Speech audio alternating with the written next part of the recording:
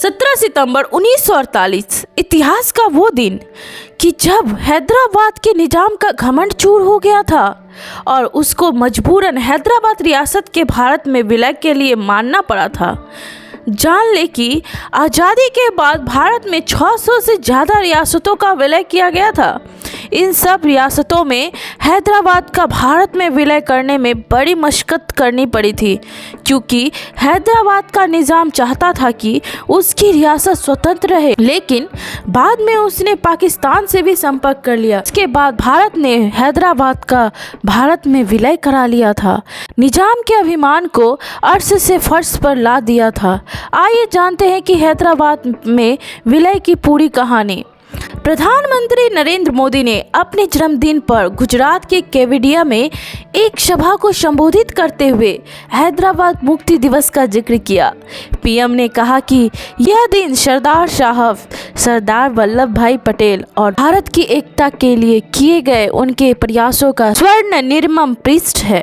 PM ने कहा कि कल्पना कीजिए कि अगर सरदार पटेल जी की वह दूरदर्शिता तब न रहती तो आज भारत का नक्शा कैसा होता और भारत की समस्या कितनी अधिक होती।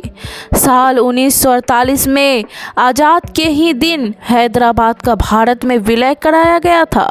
हालांकि हैदराबाद को भारत में शामिल कराना इतना आसान नहीं था और काफ़ी चुनौतियों का सामना भी करना पड़ा था। भारतीय उत्पादन की दृष्टि से हैदराबाद को देश का सबसे बड़ा राजघराना होने का रुतबा हासिल था और उसका क्षेत्रफल इंग्लैंड और स्कॉटलैंड के कुल क्षेत्रफल से भी बड़ा था।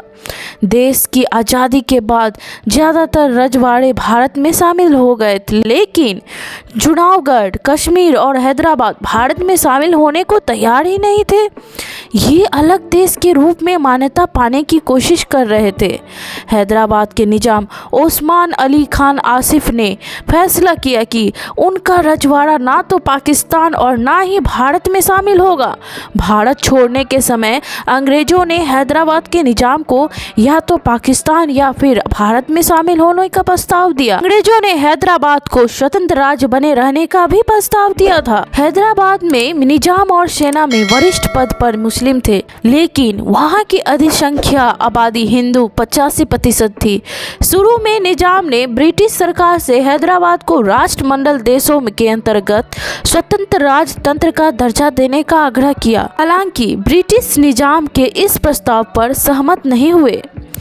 कहा जाता है कि निजाम भारत में हैदराबाद का विलय बिल्कुल नहीं कराना चाहते थे। के.एम. मुंशी ने अपनी किताब एंड ऑफ एन आर में लिखा है कि निजाम ने मोहम्मद अली जिन्ना से संपर्क कर यह जानने की कोशिश की थी क्या वह भारत के खिलाफ उनके राज का समर्थन करेंगे। दिवंगत पत्रकार कुलदीप नैयर ने अपनी आत्मकथा बियॉन्ड द लाइन्स में जिन्ना के प्रस्ताव के आगे की कहानी लिखी है।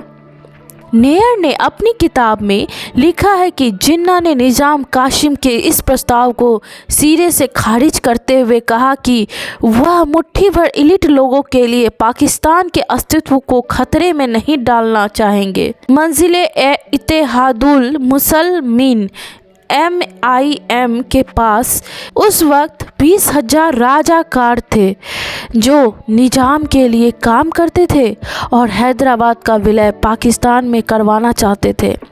यह स्वतंत्र रहना राजाकार एक निजी सेना थी जो निजाम के शासन को बनाए रखने के लिए थी।